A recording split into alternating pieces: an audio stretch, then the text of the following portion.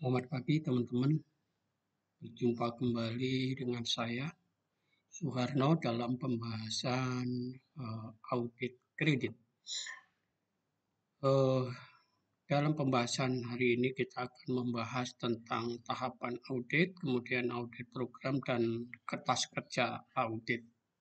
Di mana pada pertemuan sebelumnya kita telah membahas tentang konsep audit, konsep produk kredit, kemudian analisa laporan keuangan, analisa sumber dan penggunaan dana, analisa arus kas, kemudian analisa kredit modal kerja, di mana ada analisa kredit modal kerja kemarin kita bahas 2 kali atau dalam 2 tahap karena memang waktu yang dibutuhkan untuk membahas analisa kredit modal kerja ini cukup lama sehingga terpaksa kami pecah menjadi 2.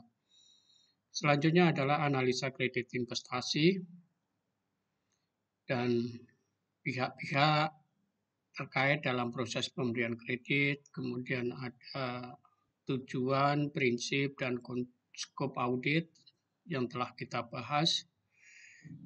Yang terakhir kemarin kita membahas tentang audit sampling.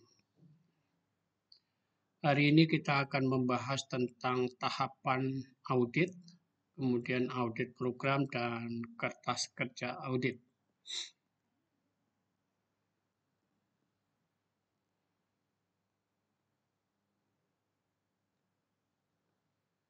Jadi hari ini kita akan membahas tentang tahapan audit. Jadi sebelum kita melakukan pemeriksaan tentu kita akan mengalami atau melakukan tahapan-tahapan agar proses pemeriksaan itu bisa berjalan dengan lancar. Tahap pertama adalah tahap persiapan audit. Ya, jadi sebelum melakukan pemeriksaan kita akan melakukan tahapan pengumpulan data, pengumpulan informasi, baik itu informasi dari laporan audit periode sebelumnya, kemudian bisa laporan dari internal kontrol terkait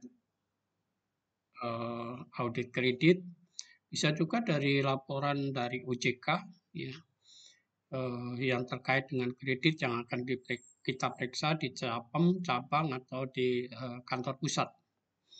Kemudian setelah kita memperoleh data yang cukup, kita akan menyusun audit program atau program audit agar kita dapat menghemat waktu dalam pelaksanaan audit dan memberikan gambaran atau acuan bagi para pelaksana di lapangan agar mereka dapat bekerja secara sistematis. Kemudian setelah itu kita melaksanakan penugasan, yaitu mengirimkan tim audit untuk melakukan pemeriksaan di cabang atau unit kerja atau unit bisnis yang menangani bidang perkreditan. Setelah selesai melakukan pemeriksaan, langkah selanjutnya adalah membuat laporan. Jadi pada saat selesai penugasan biasanya auditor akan melakukan diskusi atau pembahasan terhadap temuan-temuan yang dilakukan atau yang diperoleh selama tim audit melakukan pemeriksaan di cabang atau di unit bisnis kantor pusat. Baru setelah selesai dilakukan final meeting, kemudian semua komitmen dari unit bisnis kita laporkan ya dalam laporan hasil audit. Jadi laporan audit itu juga harus menyampaikan tentang prestasi yang diperoleh oleh unit bisnis, baik itu cabang, cabang maupun kantor pusat dalam mencapai apa yang ditargetkan oleh pihak manajemen. Dalam laporan tidak juga harus melulu mengungkapkan tentang kelemahan-kelemahan saja, tapi juga keberhasilan-keberhasilan yang selama ini telah dicapai oleh unit bisnis. Kemudian terakhir setelah laporan dibuat, kemudian didistribusikan kepada pihak manajemen, misalnya direktur utama, direktur compliance, kemudian unit bisnis ya, terkait atau objek pemeriksaan atau auditi untuk ditindaklanjutin sesuai dengan komitmen yang tercantum di dalam laporan hasil audit. Langsung kita ke program audit ya. Penyusunan program audit. Tujuan dari penyusunan audit program audit itu pertama itu sebagai pedoman bagi auditor mengenai apa yang akan dilakukan. Apa yang akan dilakukan ini tentu terkait dengan ketika tim audit itu melakukan pemeriksaan ke cabang, tentu mereka dengan program audit ini mengetahui tentang apa sih yang mau dikerjakan selama mereka melakukan pemeriksaan. Fokusnya di mana? Permasalahan yang ada di cabang itu apa? Karena dengan melihat laporan dari sebelumnya ya, baik itu dari Sky, baik itu dari internal control audit, baik itu dari OJK, ya, mereka akan mengetahui fokus yang akan dilakukan pada saat mereka melakukan pemeriksaan di cabang atau cabang atau di kantor pusat. Selanjutnya dengan program audit itu juga auditor akan mengetahui kapan audit ini akan dilakukan. Tentu kapan audit ini akan dilakukan tergantung dari sifat dari audit itu sendiri. Apakah audit ini sifatnya rutin atau khusus? Kalau khusus tentu laporan ini pelaksanaan audit ini tidak terjadwal. Atau juga apakah ini sifatnya surprise audit ya? Surprise audit juga nggak ada jadwal, tapi kalau sifatnya rutin biasanya mereka sudah punya schedule untuk melakukan pemeriksaan, misalnya pemeriksaan cabang Jogja, cabang Jakarta Pusat, Jakarta Selatan, ya, atau Jakarta Barat, ya, atau Kalimantan. Ya. Terus tentang bagaimana melakukannya. Dari program audit ini kita dituntun tentang bagaimana cara melakukan pemeriksaan kredit ya. Bagaimana cara melakukan pemeriksaan kredit konsumer, bagaimana cara melakukan pemeriksaan kredit modal kerja, kredit investasi. Di situ nanti dengan program kerja ini akan dibuatkan langkah-langkah yang harus dilakukan oleh para audit sehingga mereka tidak bingung pada saat mereka melakukan dan diberikan tugas untuk melakukan pemeriksaan bidang berkreditan. Kemudian dengan program audit ini juga bisa diketahui berapa lama waktu yang dibutuhkan untuk melakukan pemeriksaan. Berapa lama waktu yang dibutuhkan dalam melakukan pemeriksaan ini tergantung dari sampel yang akan diperiksa. Sampel yang akan diperiksa ini juga tergantung dari populasi yang ada atau jumlah debitur yang ada di cabang, atau di kantor pusat. Kemudian program audit ini juga bisa digunakan sebagai alat yang menghubungkan survei pendahuluan dengan pekerjaan lapangan. Survei pendahuluan ini juga terkait dengan informasi-informasi awal yang dibutuhkan oleh teman-teman kita auditor sebelum mereka melakukan pemeriksaan di lapangan. Kemudian untuk mengumpulkan bahan bukti. Kemudian selanjutnya adalah sebagai dasar pendapat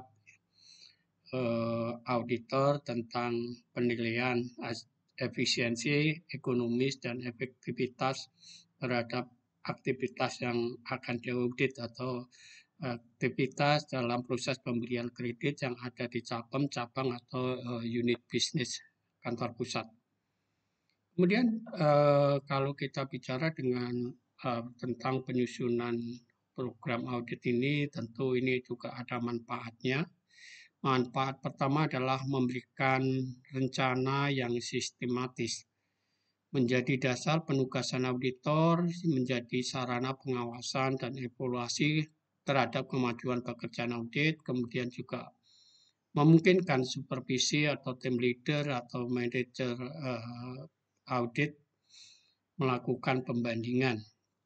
Kemudian sebagai sarana untuk melatih subordinate kita yang belum berpengalaman sehingga mereka dapat melaksanakan tugasnya dengan baik dengan membaca alur atau langkah-langkah yang harus mereka lakukan pada saat mereka melakukan pemeriksaan kredit. Kemudian juga program audit ini juga bagi manajer itu sebagai sarana untuk mereview terhadap pelaksanaannya ya bagi subordinate apakah telah sesuai dengan ketentuan, terus kita juga mereview bagaimana hasilnya, apakah perlu ada pendalaman ya, ada langkah-langkah yang harus dilakukan lagi agar penugasan itu bisa dilakukan dengan baik.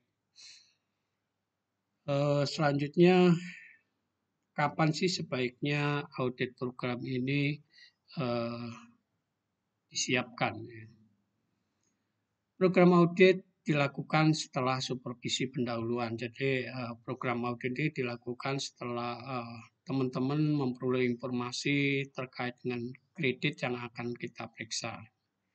Kemudian semua program audit ini dianggap tentatif sampai audit diselesaikan. Kemudian semua perubahan terhadap program audit ya apabila dibutuhkan atau diperlukan perlu dilakukan pengesahan. Jadi kita sebagai staf atau subordinate tidak bisa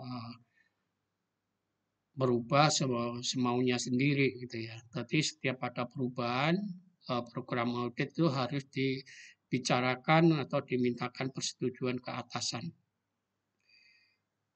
Kemudian program audit itu juga perlu diuji coba sehingga apabila ditemukan kekurangan sejak awal bisa dilakukan perbaikan sebelum program kerja itu dipergunakan secara lebih luas. Mekanismenya program audit ya. Program audit ini cenderung mengalami evolusi ya. Artinya program audit ini tidak kaku, tidak statis ya. Jadi selalu disesuaikan dengan perkembangan dan selalu mengikuti dengan teknologi yang ada. Ya. Dulu contoh bank masih dilakukan kegiatannya secara manual, dengan sekarang telah menggunakan sistem komputerisasi atau sistem online, tentu pendekatannya audit program ini tentu berbeda. Ya. Jadi setiap ada perubahan kebijakan, baik itu dari regulator maupun dari pihak manajemen terkait dengan kredit, audit program ini juga perlu dilakukan penyesuaian. Ya.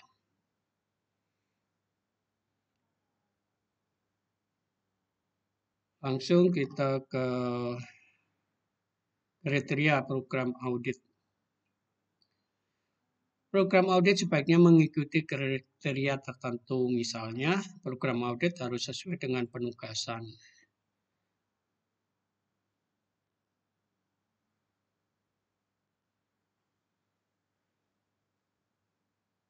langkah-langkah kerja harus dinyatakan dengan instruksi positif. Kemudian program audit hendaknya bersifat fleksibel, jadi tidak kaku, harus disesuaikan.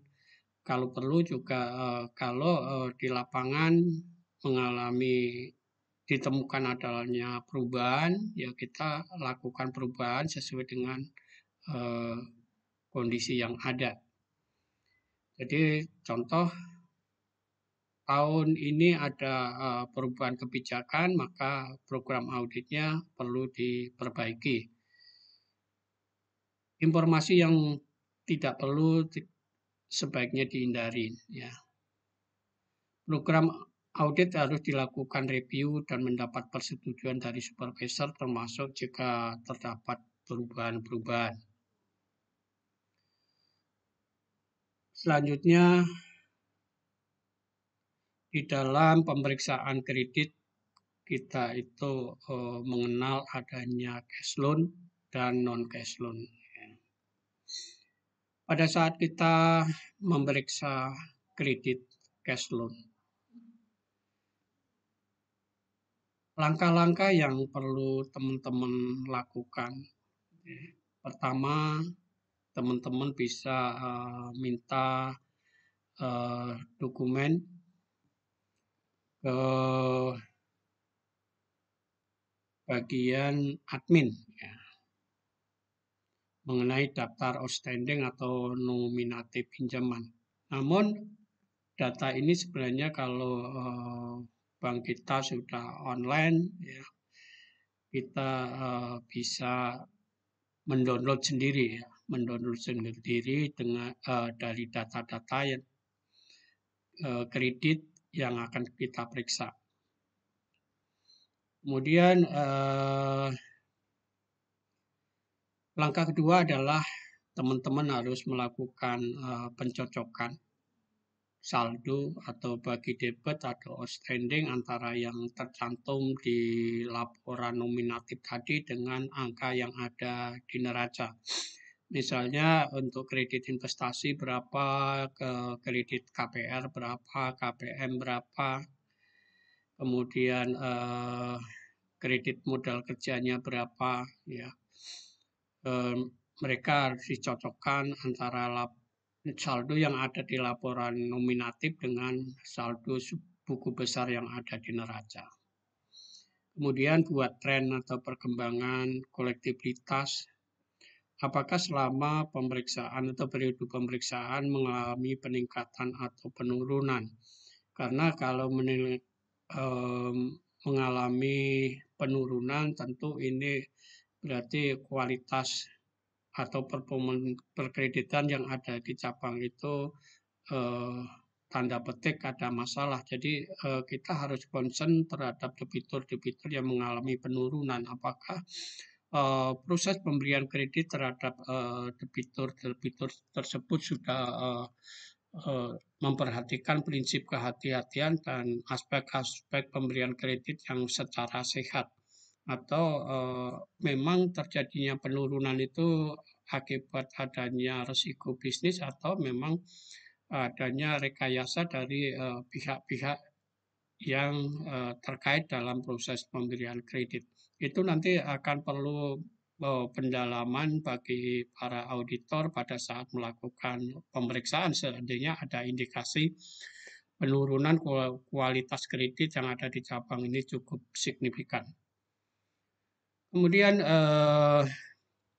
teman-teman juga bisa membuat pengelompokan atau stratifikasi pinjaman berdasarkan misalnya kolektibilitasnya, outstandingnya atau bagi debitnya, kemudian kelompok pemutus kredit itu dari wewenang cabang, kemudian ada wewenang regional, wewenang kantor pusat. Untuk mengetahui kualitas kredit yang kurang baik ini ada di tataran mana gitu ya. Apakah tataran cabang atau regional atau kantor pusat. Nah, itu juga nanti bisa digunakan sebagai dasar nanti penentuan sampling. Kita akan fokusnya ke wewenang apa ya. Biasanya kalau wewenang cabang itu mereka ada peluang untuk memecah-mecah. Sebenarnya itu bukan kewenangan dia, tapi mereka pecah-pecah sehingga kredit itu bisa disetujui oleh cabang. Ini cukup riskan bagi kita sebagai auditor, jadi kita akan fokus ke mereka. Kemudian selanjutnya adalah tentukan jumlah sampling sesuai dengan pilihan pengelompokan debitur khusus untuk debitur lancar, sedangkan untuk non lancar disarankan untuk diperiksa 100%. Mengenai teknik sampling itu telah kita bahas pada pertemuan sebelumnya. Minta kepada loan admin untuk menyiapkan file kredit debitur yang akan jadikan sampel untuk kita lakukan pemeriksaan, mulai dari proses awal pemberian kredit, kemudian saat monitoring, kemudian juga kita memeriksa terhadap aspek legalnya dan dokumentasinya. Lanjut kita ke selanjutnya adalah tentang kredit non-cash loan. Langkah-langkah yang kita lakukan dalam pemeriksaan kredit non-cash loan ini seperti bank garansi, kemudian LC, ya. Audit bisa minta ke bagian supervisi loan atau admin kredit mengenai daftar outstanding atau nominatif bank garansi, kemudian minta bagian admin menyerahkan logbook penerbitan bank garansi, kemudian teman-teman setelah memperoleh daftar nominatif dan logbook, kemudian teman-teman bisa lakukan rekonsiliasi saldo pendapatan biaya administrasi bank garansi antara yang tercantum di logbook ya, penerbitan bank garansi dengan pendapatan yang tercatat di dalam buku besar. Lakukan pemeriksaan terhadap kebenaran perhitungan CKPN atau PPAP antara yang tercatat dalam laporan nominatif dengan yang seharusnya atau yang telah dibukukan di buku besar. Kemudian lakukan penggolongan atau stratifikasi mengenai bank garansi berdasarkan jenis jaminannya, ya, misalnya jaminannya VKZ atau VKZ dengan jaminan tunai atau store jam tunai. Ya. Kemudian setelah kita melakukan penggolongan, kemudian kita akan menentukan jumlah sampel yang dapat mewakili untuk masing-masing kelompok atau golongan yang telah disusun sebelumnya. Jadi kalau jumlahnya banyak ya kita melakukan sampling, tapi kalau jumlah bank garansinya contoh di cabang itu cuma ada 5, ada 10, tentu tidak perlu kita lakukan sampling, tapi kita lakukan pemeriksaan secara menyeluruh. Kemudian minta file bank garansi yang masih outstanding. Jadi teman-teman bisa minta filenya, file bank garansi yang masih outstanding ke bagian admin. Kemudian teman-teman juga bisa melakukan inventarisasi terhadap bank garansi yang telah jatuh tempo namun bank garansinya belum kembali. Atau bisa juga teman-teman melakukan inventarisasi terhadap bank garansi yang telah jatuh tempo, asli bank garansi telah kembali, namun store jamnya belum diambil oleh nasabah. Selanjutnya kita akan membahas tentang kertas kerja pemeriksaan atau yang kita sering kita dengar ada yang menyebut itu KKA. Pengertian dari kertas kerja audit. KKA adalah data dan catatan-catatan informasi yang dikumpulkan secara sistematis oleh pemeriksa sejak perencanaan awal sampai dengan penyelesaian laporan. KKA ini juga mencerminkan prosedur audit yang ditempuh oleh teman-teman auditor, juga mencerminkan bagaimana pengujian yang dilakukan oleh mereka ya, atau dilaksanakan oleh mereka. Kemudian juga KKA ini juga mencerminkan tentang data dan informasi yang diperoleh selama teman-teman melakukan pemeriksaan, serta kesimpulan hasil audit. KKA ini perlu dijaga kerapiannya, baik itu penyusunannya maupun penyimpanannya, karena bisa sewaktu-waktu KKA tersebut dibutuhkan. Lebih-lebih terkait dengan seandainya ada objek yang kita periksa ternyata ada masalah yang diproses melalui jalur hukum, sehingga suatu saat pasti bukti kertas kerja atau laporan audit terkait objek yang diproses melalui jalur hukum ini akan dipertanyakan oleh pihak-pihak yang berwenang. Bagaimana hal itu bisa terjadi, tapi kita sebagai pemeriksa tidak menemukan pada saat itu. KKA adalah sebagai pendukung utama dari laporan hasil audit dan sarana dalam membantu proses perencanaan, pelaksanaan, pemantauan hasil audit. Jadi KKA ini sebagai pendukung utama ya. Jadi dalam laporan hasil audit harus selalu didukung dengan kertas kerja. Jangan sampai kita membuat laporan hasil audit tapi tanpa dilengkapi dengan kertas kerja, sehingga sulit untuk dipertanggungjawabkan karena bukti pendukungnya tidak ada. Syarat dari kertas kerja audit. Syarat kertas kerja audit ini adalah lengkap, teliti, jelas, ringkas, rapi, faktual, dan logis.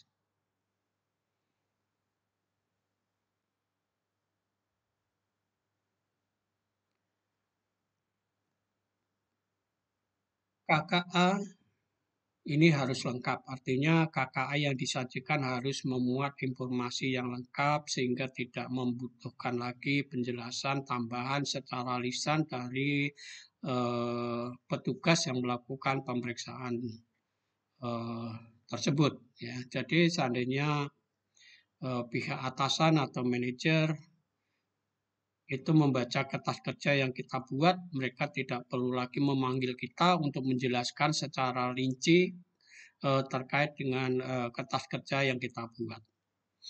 Kemudian KKA itu harus dibuat secara teliti, yaitu bebas dari kesalahan,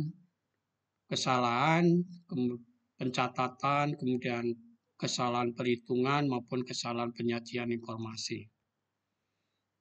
Kemudian KKA itu harus jelas, ya. KKA harus mempunyai tujuan yang jelas dan mudah dimengerti oleh para pembacanya. Dengan demikian, ya, KKA harus menunjukkan uraian yang tepat dari data pendukung yang kita periksa, temuan, audit, dan catatan mengenai pertemuan dengan objek auditinya. Kemudian KKA ini juga harus ringkas, ya. Hanya dibatasi pada hal-hal yang penting, bukan merupakan kutipan dari catatan objek audit. Rincian yang tidak perlu hendaknya dihindarkan. KKA juga harus rapi untuk memudahkan penelaahan informasi bagi siapa saja yang menggunakannya, baik selama audit maupun sesudah audit selesai dilakukan. Kemudian KKA ini harus mencerminkan faktual dan logis, bukan merupakan pendapat atau penafsiran pribadi kita sebagai pemeriksa yang subjektif ini akan membahayakan bagi kita, dan ini juga pasti kita akan diserang oleh auditi kalau kita hanya menafsirkan bukan sesuai dengan fakta yang ada di lapangan. Karena penafsiran satu orang dengan yang lain tentu berbeda, dan auditi juga memiliki alasan. Sehingga kalau kita memuat hal-hal yang tidak faktual, maka sulit kita untuk bisa mempertahankan pendapat kita karena datanya tidak ada, hanya penafsiran belaka. Selanjutnya, kriteria kertas kerja yang baik. Kertas kerja yang baik itu harus mempunyai tujuan, harus dicegah tulis-menulis kembali. Ya. Kemudian dalam kertas kerja pemeriksaan juga harus dijelaskan prosedur audit yang dilakukan dengan menggunakan trademark. Kertas kerja pemeriksaan harus diindeks atau di cross index agar memudahkan pencarian dokumen tersebut di kemudian hari. Dengan diindeks ini juga akan memudahkan bagi para pihak dalam mencari datanya ya. Dengan diindeks itu juga kita akan lebih rapi lagi dalam memfilenya, sehingga para pihak juga akan mudah ya mencarinya jika suatu saat dokumen itu atau informasi terkait dengan hasil pemeriksaan itu dibutuhkan. Kertas kerja juga harus diparaf oleh orang yang membuat dan mereview sehingga dapat diketahui siapa yang bertanggung jawab, siapa auditornya, siapa tim leadernya, siapa manajernya yang memeriksa objek tersebut. Karena untuk auditor maupun tim leader atau manajer itu bisa suatu saat juga sudah tidak bekerja di tempat kita. Sedangkan kasus itu bisa muncul dan diketahui itu tentu tidak langsung, bisa beberapa tahun kemudian. Kemudian setiap pertanyaan yang timbul pada review note harus dijawab, tidak boleh ada yang open question. Pada kertas kerja pemeriksaan harus dicantumkan sifat dari perkiraan yang diperiksa, ya.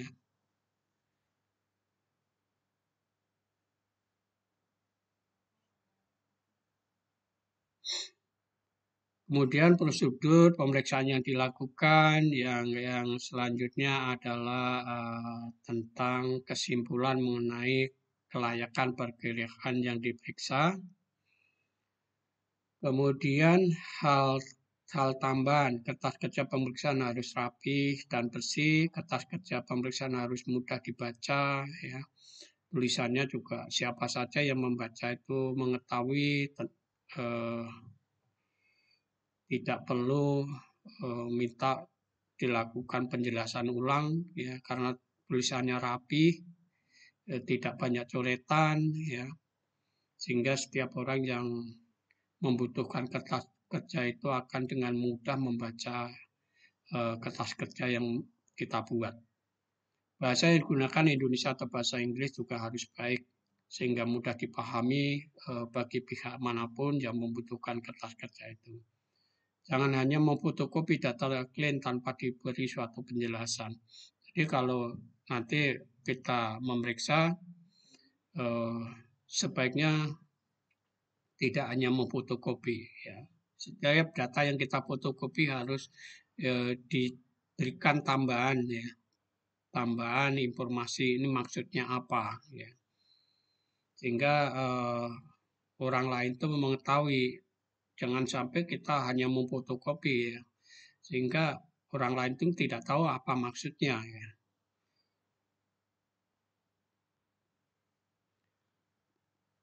Langsung kita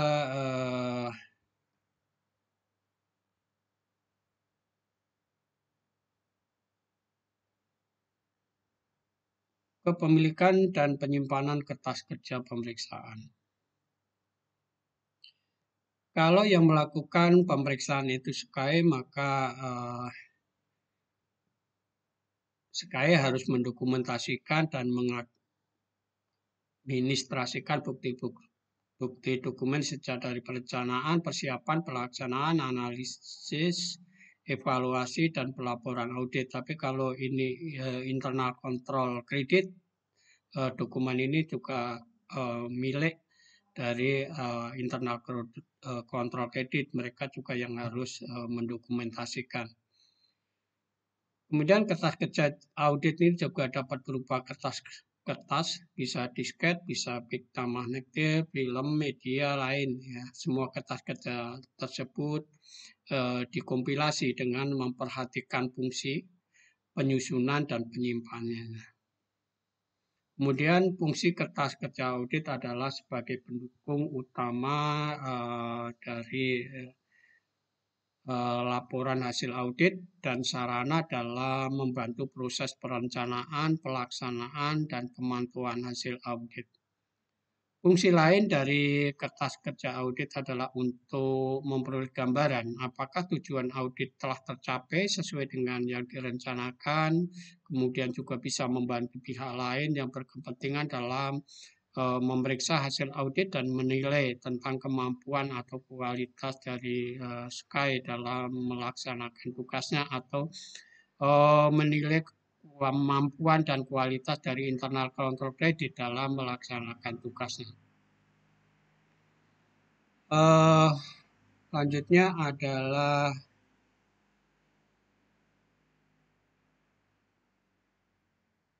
bahwa kertas kerja audit ini sangat penting bagi kita sebagai auditor atau sebagai pemeriksa kredit. Karena seperti yang dijelaskan tadi bahwa eh, kertas kerja audit ini adalah sebagai pendukung utama dari hasil laporan audit ya yang kita sampaikan kepada pihak manajemen. Jadi kertas kerja ini juga nanti seandainya ada permasalahan di ya objek pemeriksaan ini menjadi kasus, kita juga bisa melihat tentang apa-apa yang telah kita lakukan pada saat itu, kenapa kasus yang ada itu tidak terjadi, ya, tidak terdeteksi, ya, apakah kasus debitur itu terjadi setelah kita melakukan pemeriksaan atau pada saat kita eh, sebelum melakukan pemeriksaan. Tapi kalau sampai sebelum kita melakukan pemeriksaan, tentu kita akan ditanyakan pada saat proses kredit itu di pengadilan. Kita pasti akan dipanggil, ya. Apalagi kalau kita tidak mempunyai bukti, ya, bukti melakukan pemeriksaan dengan baik, gitu ya. Kita tidak mengikuti prosedur yang ada, itu nanti akan memperlemah posisi kita di pada saat kita bersaksi di pengadilan. Oke, teman-teman, hari ini kita cukupkan dalam pembahasan tentang uh, tahapan audit ya, tahapan audit kita dalam penyusunan audit program, kemudian dalam pembahasan pentingnya kertas kerja dalam proses pemeriksaan. Dalam hal ini adalah pemeriksaan kredit. Mudah-mudahan pembahasan hari ini bermanfaat bagi teman-teman semua, terutama bagi para mahasiswa. Mudah-mudahan ini menjadi tambahan ilmu yang akan bermanfaat pada saat teman-teman mahasiswa terjun di lapangan dan ditugaskan sebagai pemeriksa kredit. Tentu apa yang kami sampaikan ini bukan hal yang baku. Ini sifatnya adalah terus diperbarui sesuai dengan kondisi yang ada pada saat teman-teman juga melakukan pemeriksaan nanti. Intinya ini bukan kaku, tapi apa yang kita bahas hari ini adalah fleksibel, akan sesuaikan dengan perkembangan. Ya, seperti yang kami jelaskan di muka, audit program atau tahapan-tahapan atau langkah-langkah yang harus kita lakukan selama melakukan pemeriksaan kredit ini juga akan terus disesuaikan dengan perkembangan teknologi yang ada. Artinya pada saat bank kita eh, masih secara manual, tentu berbeda dengan pada saat kita setengah komputerisasi, apalagi kalau semua sudah dilakukan secara digital, itu tentu audit program atau langkah-langkah yang kita lakukan untuk melakukan pemeriksaan kredit ini berbeda. Jadi kita terus akan disesuaikan dengan kondisi bank kita. Mereka melakukan apakah masih manual, setengah komputerisasi, atau semuanya sudah melakukan digital. Oke, kira-kira itu teman-teman yang perlu sampaikan. Mudah-mudahan bagi teman-teman auditor kredit ini juga menjadi refreshing dan penambahan bagi Bapak Ibu sekalian. Dan bagi mahasiswa ini sebagai ilmu dasar yang akan terus berkembang pada saatnya teman-teman bekerja dan memeriksa kredit di lapangan nantinya. Bagi teman-teman yang belum subscribe dan baru bergabung, teman-teman bisa tekan tombol subscribe di bawah ini sehingga teman-teman tidak ketinggalan dalam pembahasan-pembahasan selanjutnya. Untuk selanjutnya teman-teman besok kita akan membahas tentang audit kredit. Ya. Audit kredit ini besok akan saya bahas selama 2 kali. Ya, maksudnya kita pecah karena waktu yang kita butuhkan untuk membahas audit kredit ini cukup lama. Sebagaimana halnya pada saat kita membahas pertemuan 5 atau analisa kredit modal kerja. Saya kira itu teman-teman apa yang kita sampaikan hari ini mudah-mudahan itu bermanfaat bagi kita semua. Sekali lagi kami sampaikan bahwa pembahasan penting ya atau core dari pembahasan audit kredit akan kita bahas pada pertemuan selanjutnya. Jangan lupa teman-teman untuk selalu mengikutinya. Terima kasih, semoga ini bermanfaat dan teman-teman selalu dalam kondisi sehat. Sebelum kami tutup, sekali lagi salam sehat bagi kita semua. Terima kasih, sampai jumpa di pertemuan selanjutnya.